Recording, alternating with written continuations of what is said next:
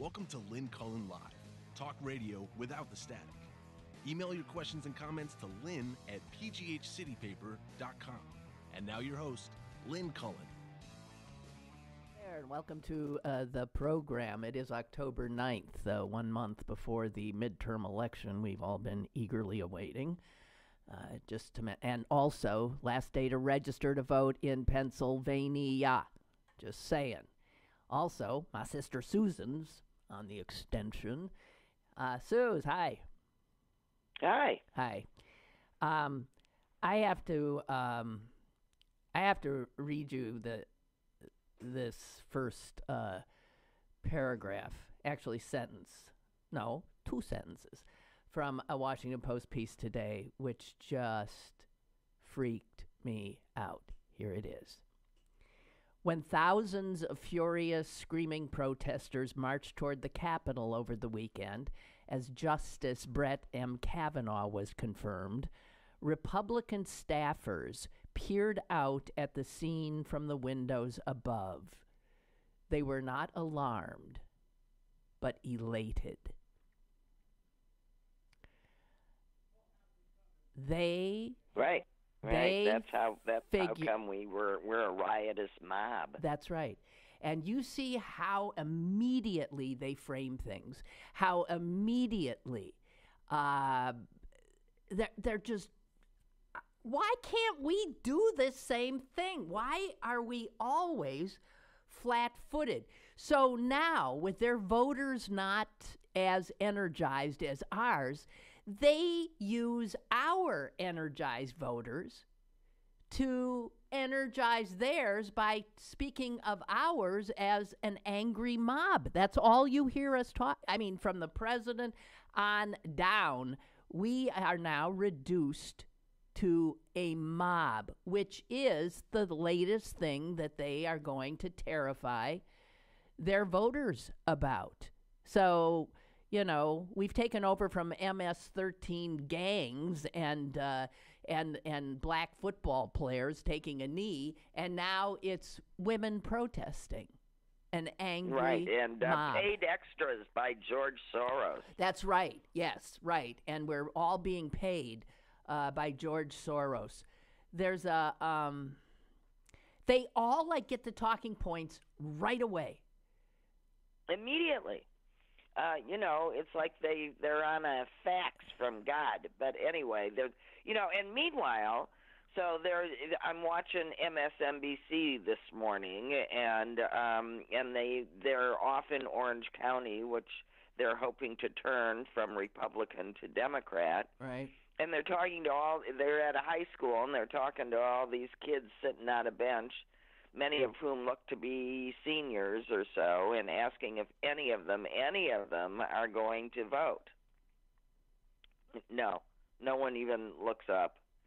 And it turns out that in California, when you hit age 17, I think, and you're enrolled in school or something, you're automatically registered to vote. Really?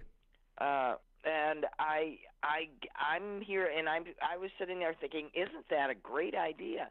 And then I decided, well, maybe not, because if you have to take no positive action, to demonstrate that you're willing to vote, then maybe you won't even know enough to look up to vote.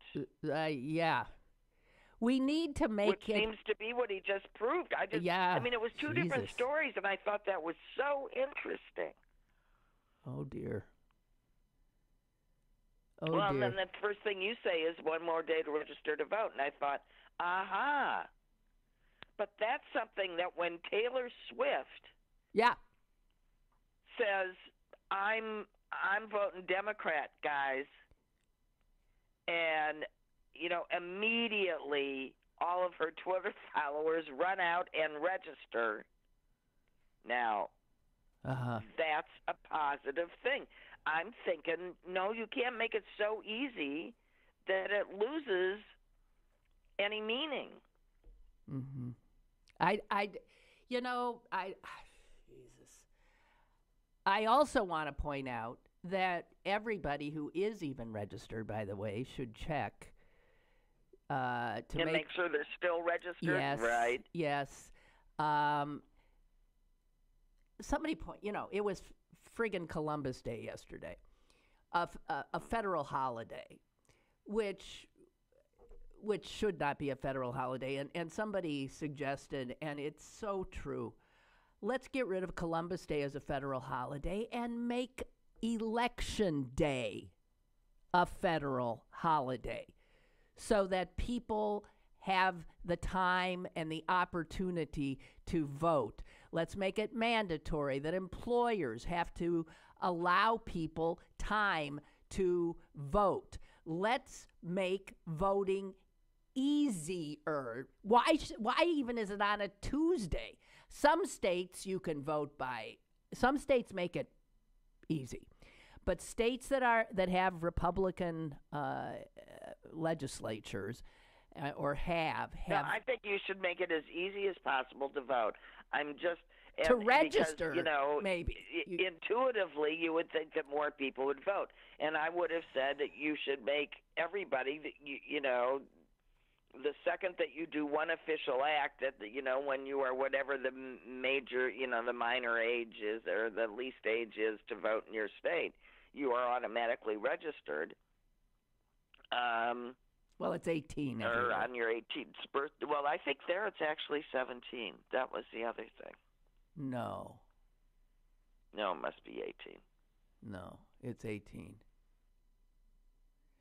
But the brilliance and how they all just fall in line, that now they've got this thing, and there's this Republican strategist who doesn't like Trump, who says this new Democrats are violent mob, attacking people in elevators, attacking people in restaurants.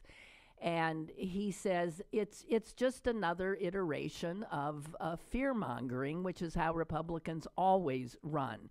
And this guy, his name is John Weaver, he says, I'm sure there's now some little old lady in Iowa who is keeping her doors locked because she thinks there's some anarchist leftist mob coming through Davenport.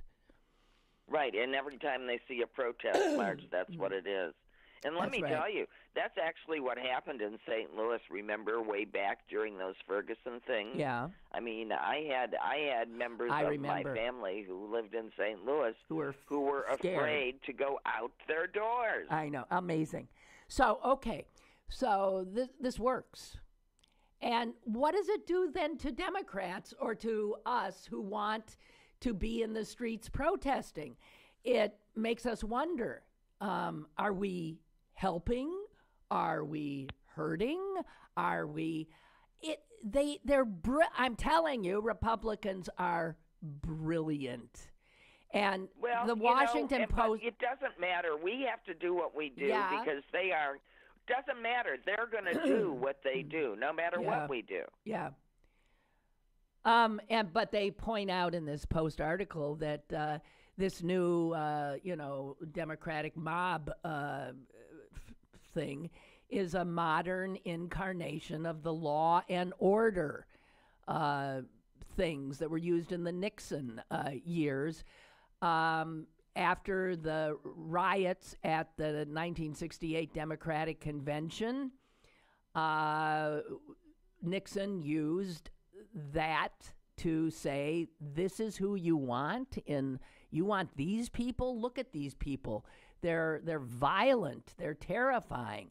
And that led to the shooting of college students in Kent State. It also led to the election of Richard Nixon. And here, here is, you can see who the Republicans are. They always have Hillary and Pelosi. Strange that it's women, right? But listen to the other evil people that they're going. Strange. But they're not going to, that they're using. So now we're all leftists, we're elitists, we're feminists, we're academics. Who are the big bad guys. Michael Avenatti is turning into somebody who gets their base going. George Soros, the Jew. Maxine Waters, the black woman. These are they just immediately do their thing, their dog whistles, and it works. It fires up their base.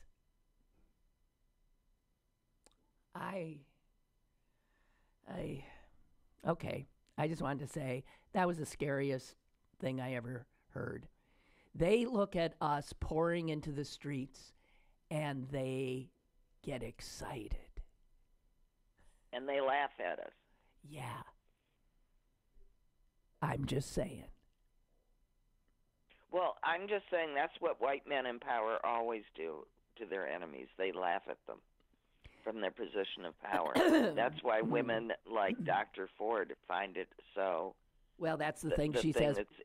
The laughter. The one thing that she remembers more than anything. The laughter. And when I remember out of my childhood the times I was angriest at my father, was when he laughed. It's when I thought I delivered a coup de grace to him, and he just turned around and laughed at me, and which was all he had to do, which is to say, it doesn't matter. Just dismiss it. I'm in power. Yeah. You're not. You're dismissed. Yeah. Wow. I just want to say, wow. I'm, anyway. Here's another thing. Do you know how I hate our television news, cable news? I hate them. I hate every single. Yes. Yeah. Yes.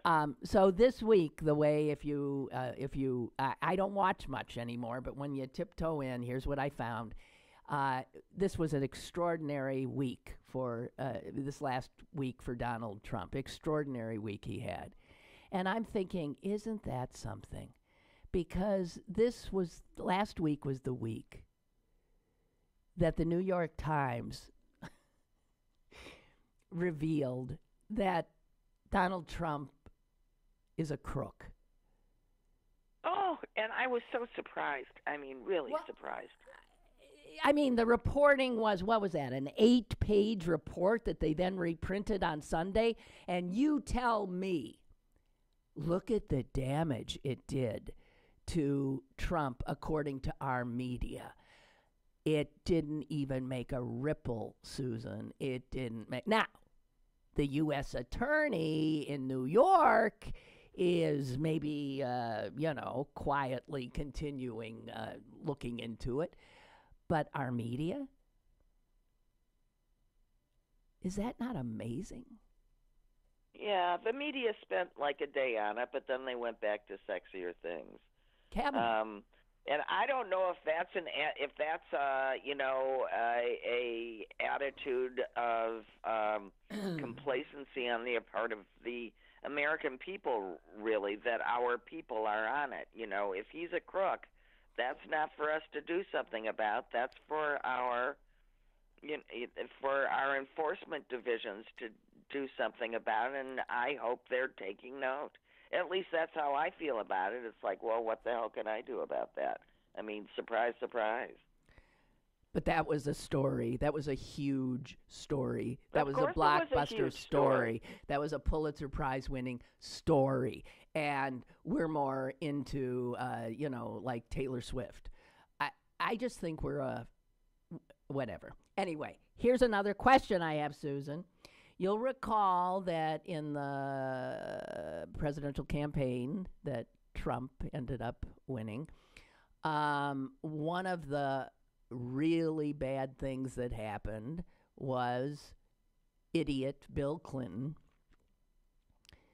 getting on board the plane with the Attorney General, Loretta Lynch. I don't think he got on board the plane with her. I think they met on the tarmac and had a conversation. No, I think he boarded her plane. Both planes were on the tarmac. It doesn't matter. He went on and they had this confab where they supposedly talked about nothing in particular. But the Republicans went apeshit and said, the Attorney General, the Justice Department, is supposedly looking into his wife's missing emails and the server in her basement or whatever the hell, and all hell broke loose. Do you recall that?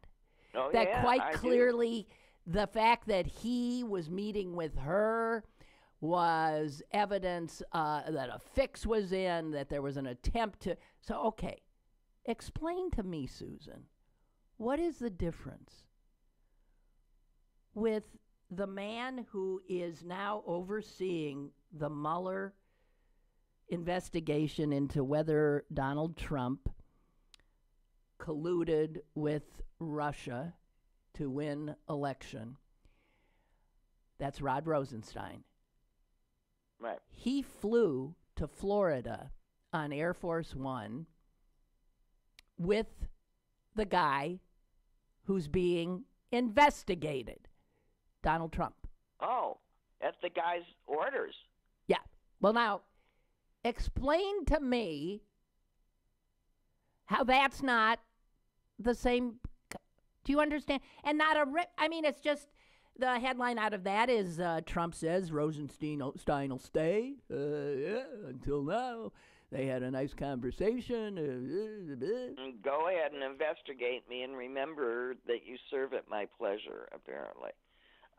Is that not the same? I mean, I'm confused. How is it's not how quite is the, Bill? It's not quite. It's no other president would ever allow that sort of thing to look that way. I will say this, but it's not the same thing because Clinton was not the president, and that was not his attorney general. She was simply looking into his wife, who was the erstwhile Secretary of State.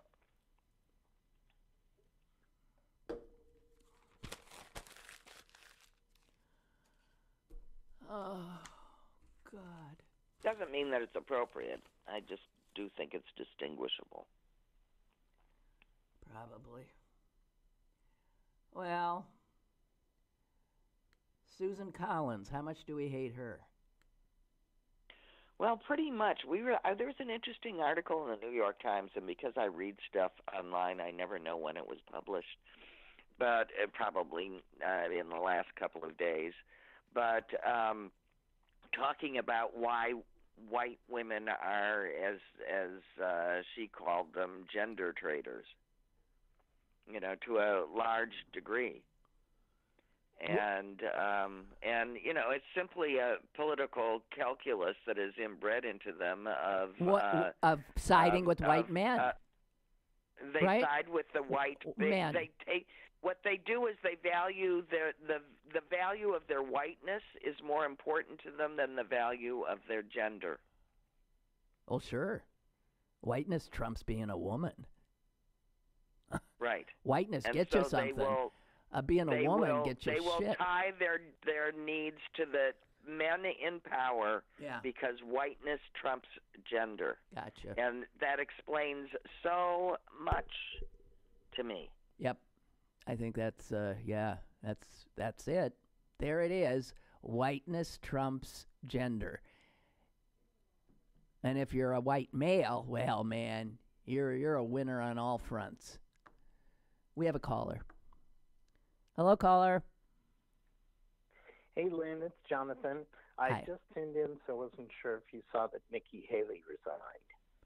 No, I'm just seeing that right now. Why? Yeah, What so is it? What are they saying? I don't know. I just saw the headlines, so I wanted to call and let you know. Well, thank you, Jonathan. Thank you, dear. Okay, breaking news. All righty. Okay, I bye. appreciate it. Bye. Nikki Haley resigned. Well, maybe even she has her breaking point. Well, we'll find out. Well, we won't necessarily find out. It could be some, bullshit, public statement, but I wonder what the hell that's about. What the hell this means. Immediately I think it means she's running for president. That's exactly what I thought, too. Maybe she's going to try to take him on. That's what I thought, too. But yeah, she's. But in a primary, but see, that would be, Susan, in a primary, a Republican primary, taking on a sitting president, and I don't see how you can do that. I think they're lining up. I think they're lining up, Lynn. I think they're lining up. So now that they've gotten out of him what they wanted, the tax cut for all the rich people and corporations, and a packed court, they can afford to now rid themselves of him. Right. I can't take much more. I really can't either. I know. I mean, I really can't. I had some people over for dinner last night, and we were all just sort of saying the same thing, men and women. Like, how do we even? You just can't. I'm sorry. Well, the first time that I felt this feminine enragement, I don't even know why I call it feminine and feminist enragement. I was younger, apparently, and was stronger. This is just exhausting. Yeah. I mean, it's just exhausting. But we need to sustain this. And it's interesting, and you need to fight the cultural battle. I have to keep reminding Mother patiently why she's not supposed to feel sorry for these guys. Are you kidding? Who did she feel sorry for? Oh, Kavanaugh? Maybe just a little. Really? Well. And I said, Mom, really? Is that now? Just listen to the natural consequences of what you're saying. And I walk her through it, and I said, now let me ask you, now do you still feel the same way? And she said, well, yes, but I guess I shouldn't. And I said, right, so fight it. That's cultural ingraining.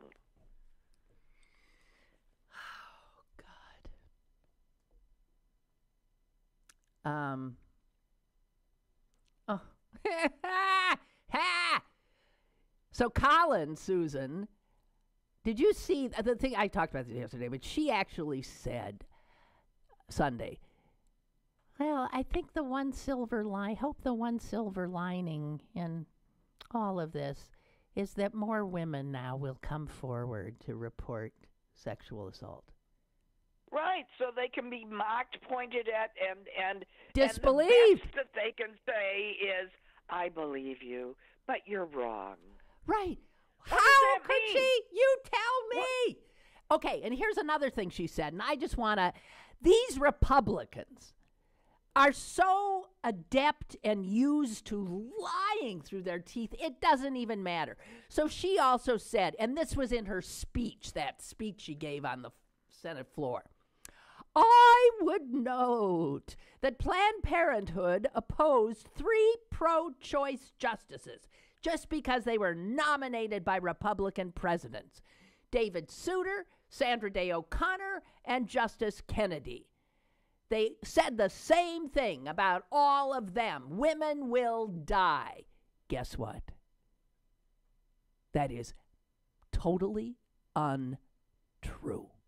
It is totally untrue. Planned Parenthood supported Sandra Day O'Connor. Planned Parenthood took no position on Justice Kennedy. Planned Parenthood, it's bullshit. Not true. And they went back and did it doesn't matter. That's why you might as well protest and get and do what you think is the right thing to do, because no matter what you do, they'll lie about it anyway. After the announcement of Sandra Day O'Connor's nomination, Planned Parenthood was quick to praise her. They put out a release. She is a highly respected jurist who has served the citizens of Arizona with distinction. Jesus H. Oh, my God. Anyway, okay. I can't, I just can't take it.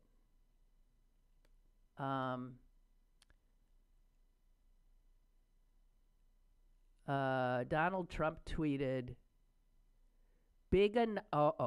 Trump tweeted, big announcement with my friend Nikki Haley in the Oval Office at 10:30.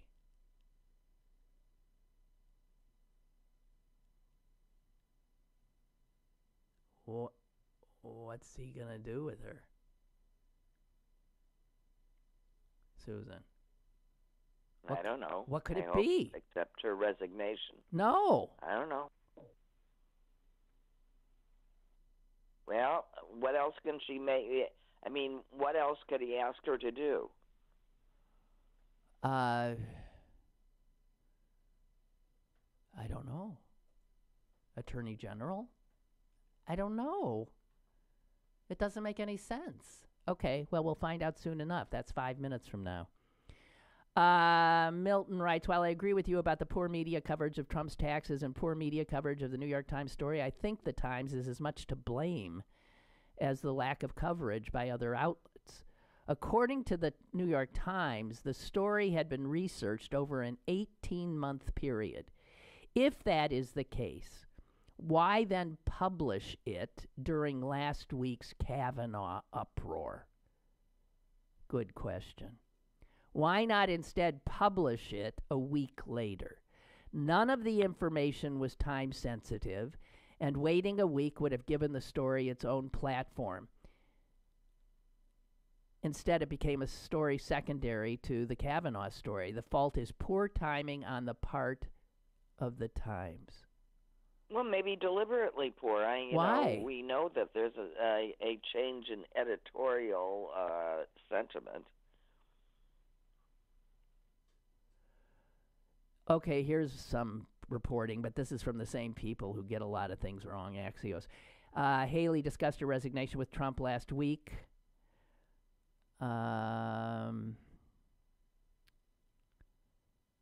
She wrote a public op-ed in September. I don't know. Doesn't make any sense. We'll have to wait and see. Okay. That's from Axios. Who the hell knows? Okay. Shit. I can't take much more. And here's something, Susan. You tell me. All right, so Murkowski was the only Republican to vote no. She now apparently is facing some kind of punishment by the Republicans in the Senate. Oh, of course. Of course. For voting her conscience?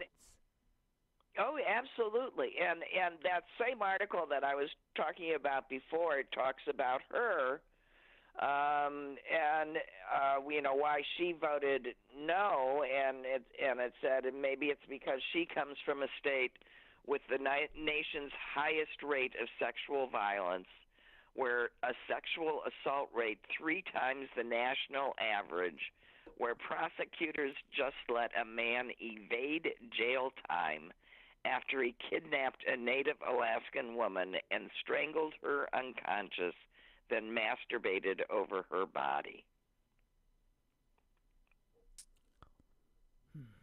So it's certainly a courageous move on her part. Yeah. Meanwhile, on the other side of the aisle, we have the profile in spinelessness by Joe Manchin of West Virginia.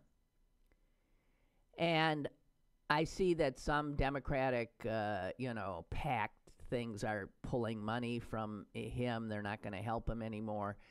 A lot of Democrats in West Virginia are saying they ain't going to vote for him. I want to ask if that is smart. He at least is a Democrat. And if we don't want to, he has to win. As despicable as he is, it's either him or the Republican he's running against, right? And let me, right. And this is, again, I'm sorry, the lesser of two evils. And why don't Democrats get it? You still have to vote for effing Manchin. Because he does vote with us. It's all about the votes. I don't know why people don't just fucking understand drive me nuts. The game that they're playing. Or okay, fine. Then sit it out, and instead you'll have Senator Patrick Morrissey, a Republican, who is a lobbyist for the pharmaceutical industry and also for a trade group funded by some of the opioid distributors that have laid waste to the state of West Virginia that he wants to represent. It's Joe. Well, who's the Attorney General of which state is currently investigating said pharma companies? No. Wait a minute. Or why, so much product was flooded into a county with 500 people Susan, in it. He is the Attorney General. He is the Attorney General?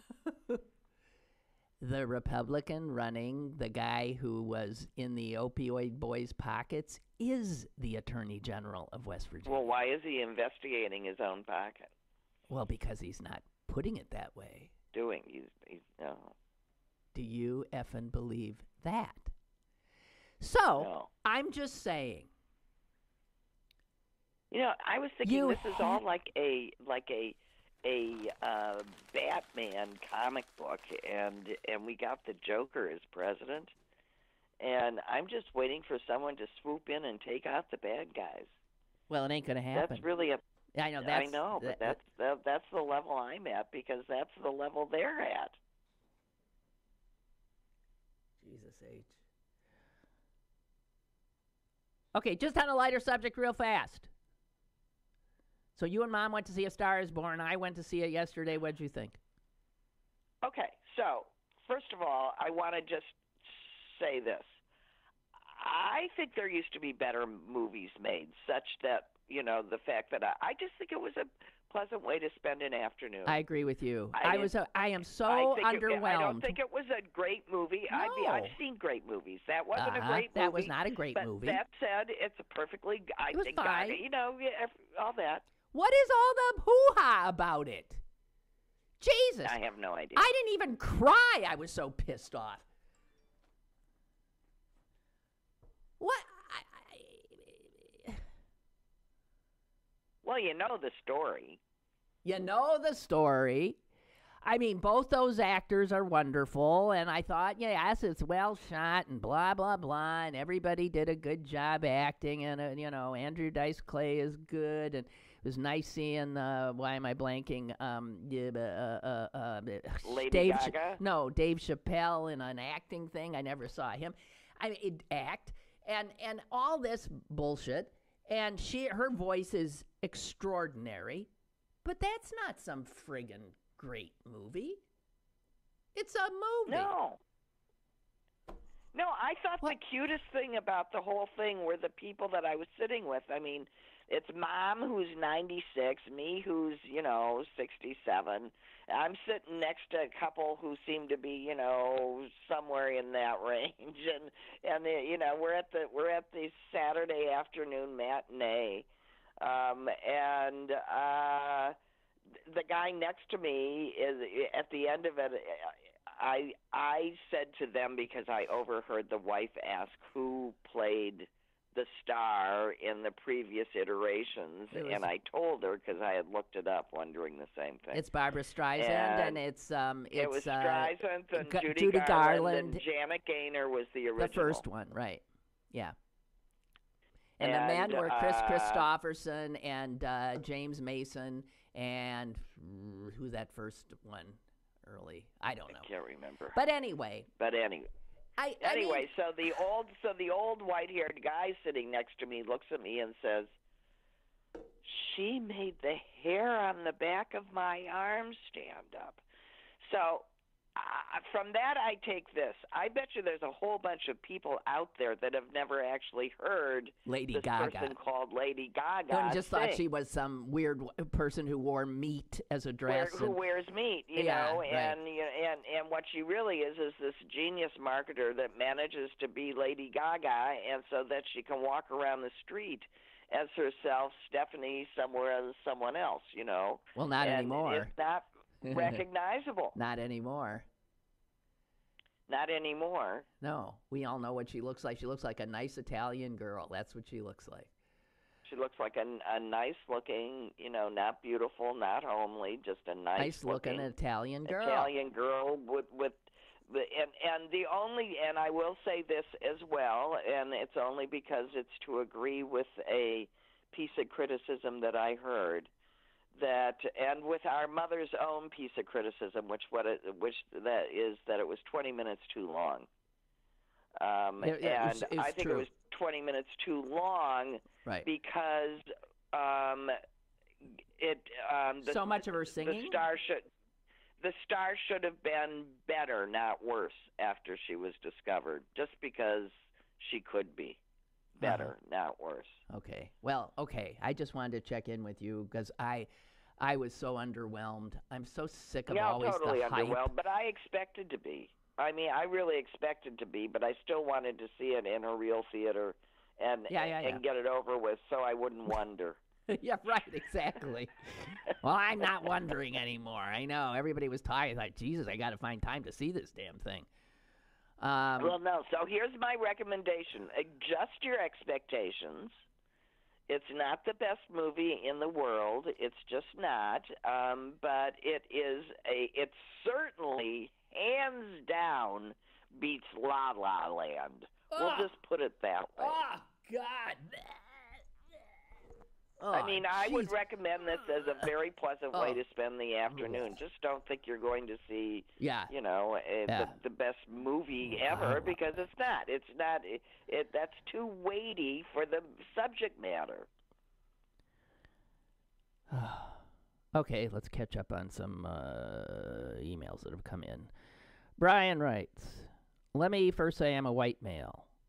And seeing how women and minorities are treated, I couldn't imagine the mistreatment you go through. No one has the ability to determine what they will be at birth. If given the choice to decide what your race and gender, what would each individual choose? I guarantee white males would 100% want to be white males. What percentage of non-white males would choose to be white males? Taking the sexual attraction out of it, what would you ladies choose?"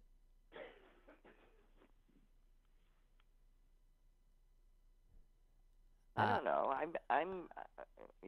That's a good question, because you can't answer that question outside the realm of the current power structure. You'd have to be nuts not to say I'll be a white male too. I'll just try and be, to quote Ann Coulter, I'll just try and be a perfected one. The thing is I think Brian's absolutely right. All white males would say, no white male's going to say, no, I'd rather be a black male. I'd rather be a black woman. I'd rather be a black, a white woman. No, because they know how women are treated. Have you seen that viral song that this woman sings to the camera about how it's such a bad time, a scary time to be a man? Right. And, this crap now that men are the victims is just so insane. And women are starting to speak up by saying, do you realize that to be a woman means? I mean, when I walk my dog at night, Susan, I have a level of acute attentiveness that no man walking the dog would have. I am always looking ahead, looking around. I sometimes turn around if I hear something. I am constantly aware that I am vulnerable. Pay attention to my dog, who will not allow anyone to follow us on a sidewalk, which, believe me, makes a walk take a long time. Yeah, right. That would not be good. It's also his ears going, I don't know who that is. You just pull over to the curb here, Mom, and you let whoever that is walk by. You watch them. But don't be a victim. He's a very good, I agree. No, but that's just one thing. That's just one How thing. many men do that to take a walk? Are you standing at a bus stop, at night, and there's no one else around? Are you on a bus? Women are constantly in fear. Seriously. I know, but here's my. What do you mean? I know, favorite. but. Oh, I'm wanting to do a rant, and you want to tell some fucking story about your dog? No, it's not about my dog. I was just going to chime in that how many times I'm walking down the street and I can feel the gaze of a man sizing me up, from the back or from the side, and then as I get closer and he catches a load of my face and realizes he's ogling an old lady, and I see the horror spread across the face, I get some grim, satisfaction. But go ahead. Hey, God. All right. Did I deflate your rant? It's awful. Yes, we have to watch. It's not. It's why I don't understand the 52% of white women that think. No, but that you do they can, now, because it's the white, not the woman. You're absolutely right about that. I do understand it. That just is so, I don't know. Maybe it's because I'm Jewish, and that taints my white. Well, a little bit. It definitely does. Okay, so Mark writes, every Republican is now using the word mob, except Grassley, who is snarling the word resistance with a French accent. How about an ad campaign, this is good, showing scenes from actual mobs, like Charlottesville, like the Clavon Bundy clan, the Tea Party rallies where they attacked congressmen, the Florida rally. The Florida recount mob, the Trump rally mob, the gun shows. There's a long list. They would do it, but we have to be willing to fight. This is what you want: a mob. Here's a mob, and then show women wearing pink hats at the women's march. This is their idea of a mob. The president called all Democrats evil the other day. Never in the history of American politics has an entire party been dismissed by the President of the United States. Oh no! Now I'm telling you, I can prove it because I'm reading it. The current proof that you're a leftist, radical activist is that you're a Democrat. Roger writes, Republicans aren't going to fight Trump in 2020. They're winning. They love it. Screw scruples and decency. Well, that's clear they don't give a shit about either. Before it's over, not only will Roe v. Wade be overturned, but so will the 22nd Amendment. They'll keep him as long as they have the power. I need more than a resistance power talk. I need results. I'm helping resistance candidates this fall, but if we fail, and I think we will, what the hell do we do? Too late now, but maybe city dwellers need set up residents in the stupid square states and vote there. Outside of violence, what's to be done? Even violence won't work because all the assholes have the guns. Yeah, if it comes to civil war, we're dead. They got the guns. Well, I've been screaming that for years now. Yeah, that if we should you get don't guns. Think that what they're doing is arming themselves, and they really are that militia. And I say, let's regulate them. Oh, a well-regulated militia. Ellen writes, the real star of Star is Born was the dog. He didn't have much of a role. Yeah. You know why I thought the dog was a bogus dog? Because when Bradley Cooper, he puts a friggin' steak on a plate on the floor in the kitchen and has to call the dog over, and the dog doesn't immediately dive onto that thing. Did you see that, Susan? Do you remember that? And then eats it properly on the plate. With a knife and a fork. Did you see that? Is that my dog would have picked it up and taken it off the plate and dropped it on the rug. Taken it off the floor and onto the closest rug. Oh, she's telling us something we don't know. That was Bradley Cooper's dog. No. They wanted the dog to show real affection and attachment, and he sure did. But what's wrong with maybe Bradley Cooper gives his dog a steak every day, so it wasn't that big a deal? No. He's trained his dog. Lynn,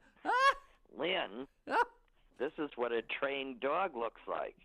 They wait to be invited. Oh. Okay. We Millers are not really great at top notch at training. No.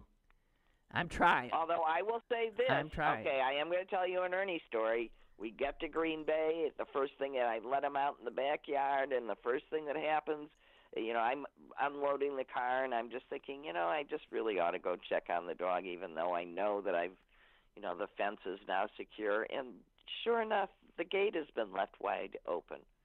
And I have no idea how long that dog is not in the backyard. So I went in the front driveway, and I yelled 3 times in my loudest, and I'm sure everybody can believe me. I can project my loudest voice, sent it out across the Green Bay sounds, and within about 10 seconds, that dog came tearing, down the block, around the corner.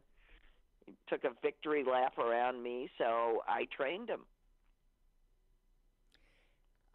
Well, good, Susan. I'm sorry. I've been looking at Twitter trying to see if I can see anything about Haley. I know. I was giving you cover. Okay, and David Axelrod does say what we thought immediately. He says, with her resignation, Haley becomes the most significant GOP politician apart from Trump. Those seeking a candidate to challenge Trump will be on her doorstep. See, we both had that thought immediately. Yep. Yeah. Well, Trump's saying she's done an incredible job.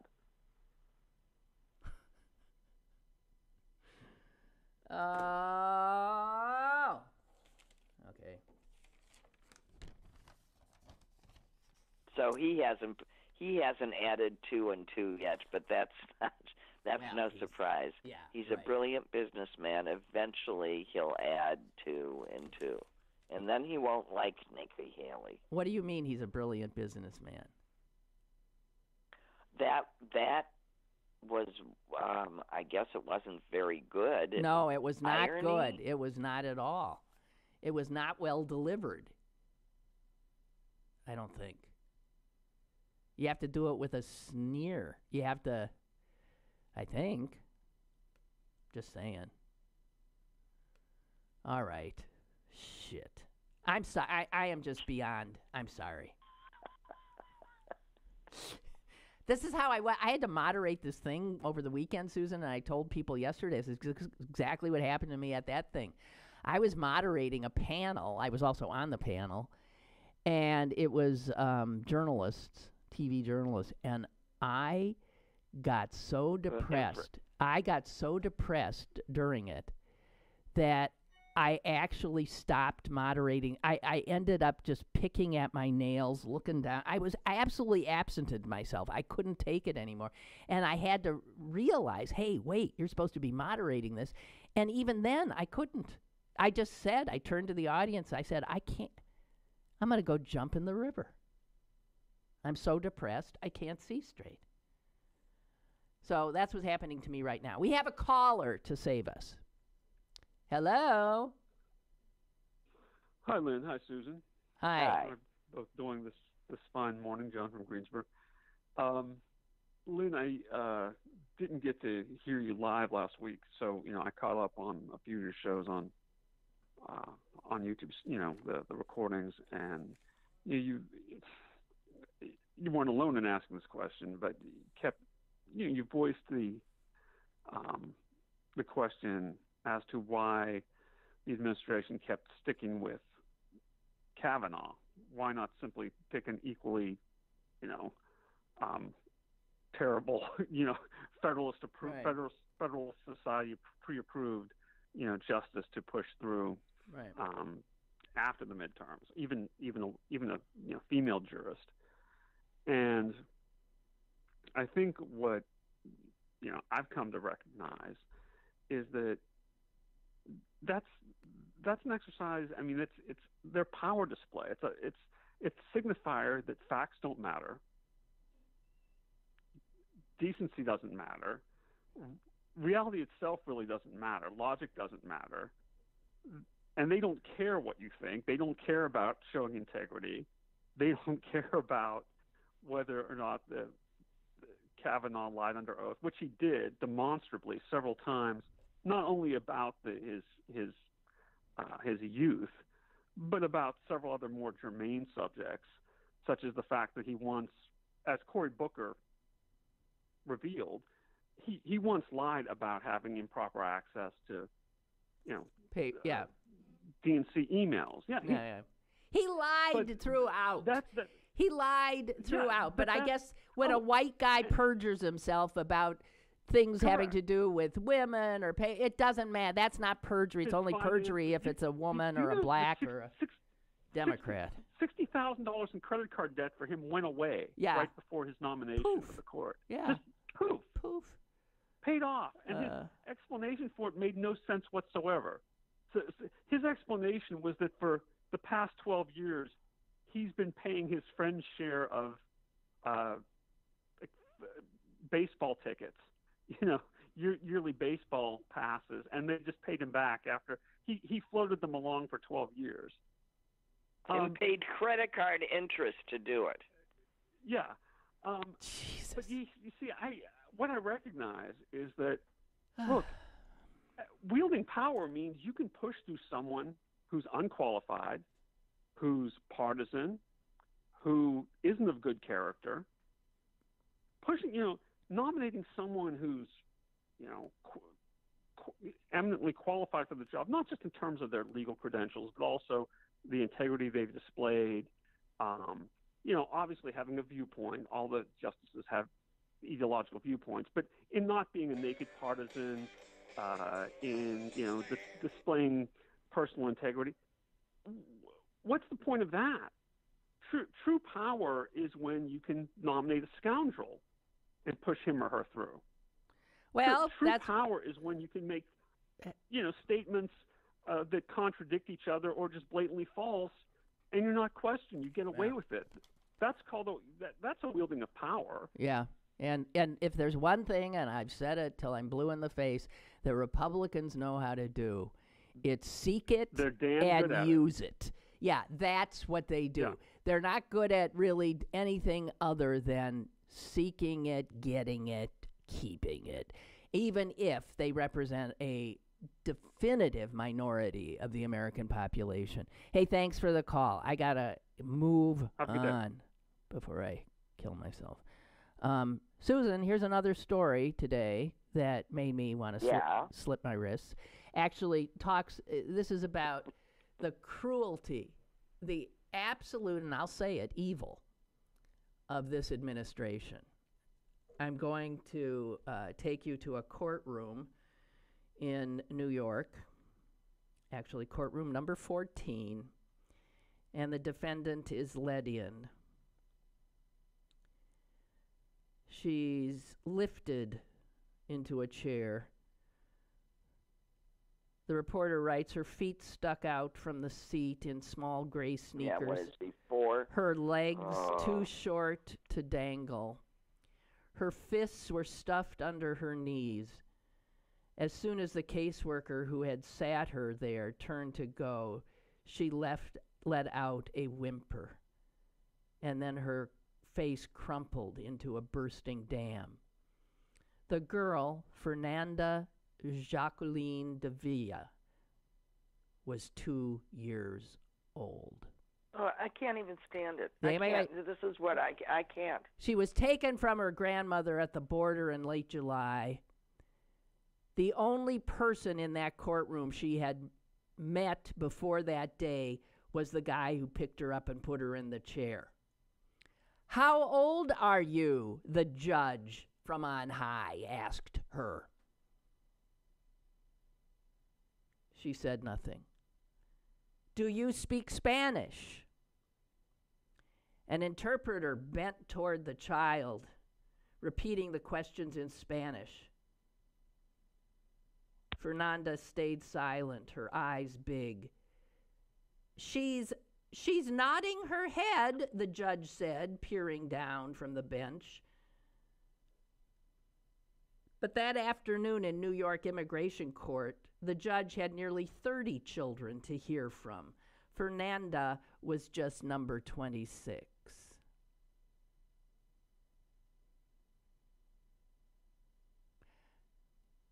Evil. Evil! It really makes me want to vomit. I can't. Evil. And I just, I'm sorry. All right, Susan, I have one more thing here. It's not horrible. No, well, but abortion is, abortion is wrong. Yeah. But torturing little children, terrorizing them.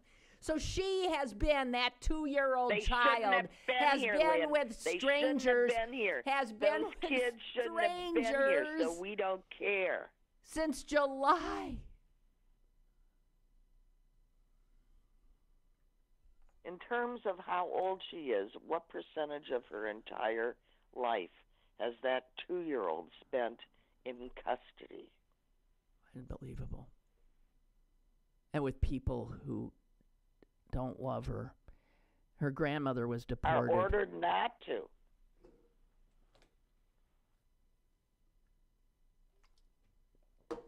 Okay. We're going to end on a slightly less appalling note. I'm going to tell you another story. There's a 24-year-old girl in New Mexico, Albuquerque. She reported this herself. I mean, that she was one day sitting on her bed crying because she had just quit her job and she didn't have a clue what she was going to do. And then she heard a voice from the other room say, "It's going to be okay."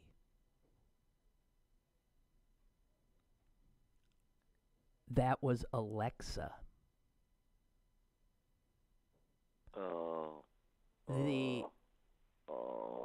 The thing, Alexa, who was listening to everything and heard the crying from the other room and helpfully said, "It's going to be okay."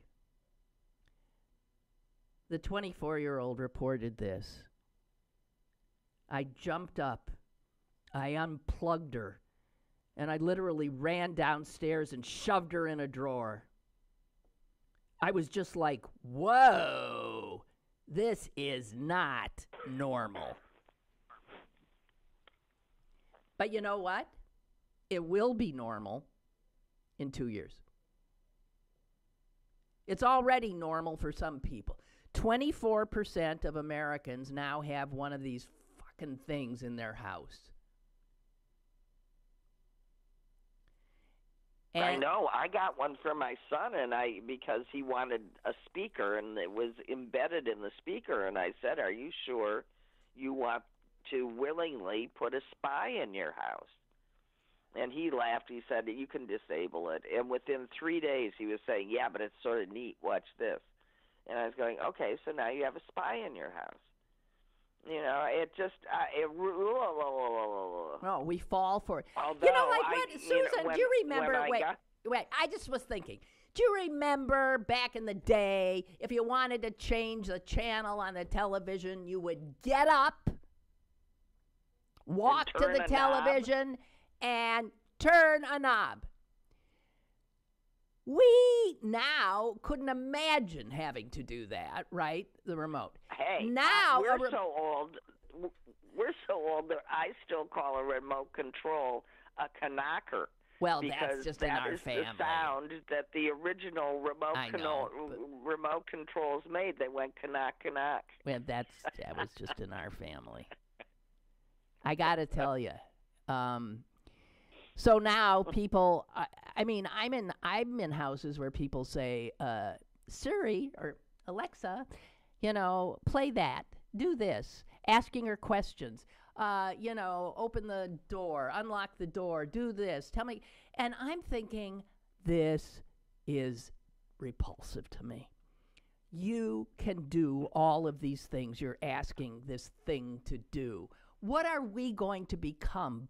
We already are. Blobs sitting on a sofa, unmoving? Anyway. Well, so I was telling Mom one day when I got the latest iteration of my phone. Whenever I did that, we were in California, and I said, "Look, Mom, I changed Siri to a man's voice," and I said something, and Siri answered, and then we get out of the car, and no, wait, that's not what happened. We got out of the car. I said something about I changed Siri's voice to a man, and then the phone says to me, "I don't understand these gender issues." And was it in? It was in the man's voice. It was in the man's voice. I don't. Well, no wonder he was a man. He didn't understand these issues. And my mother's just looking at my phone, and she's going, "Did your phone just answer you?" I said, "Yes." I can't stand it. I can't either. I immediately turned it off. Anyway, yeah. So, but we'll all have them before it's over, and we'll. Isn't that nice? You finally get a servant, somebody to order around, and little kids will. Oh, Kurt says. Listen to this. I mean, I consider the computer my servant. You Okay. know, when I log in and pay my bills, through my bank online, for example, I consider that as nice as having a secretary. I can do it in my own time. I don't miss anything. Everything's just perfect. But I'm still in control. See, I still just write checks out by hand. Listen, Kurt said, I chuckled when you opened with, Susan is on the extension. I did too. I thought I wasn't sure I even heard that correctly. Said such antiquated. I mean, she couldn't have said that, and off we went. Boy. Yeah, and I'm gonna get up and turn the channel when I want to. I'm a new channel. And Susan, you can get off the fucking extension now, as we're done. We are. Well, I can find out what happened. Here's Nikki now. Okay, fuck her bye. too. Goodbye. Don't fuck you, but thank you very much for joining us and watching my decline in real time. Bye.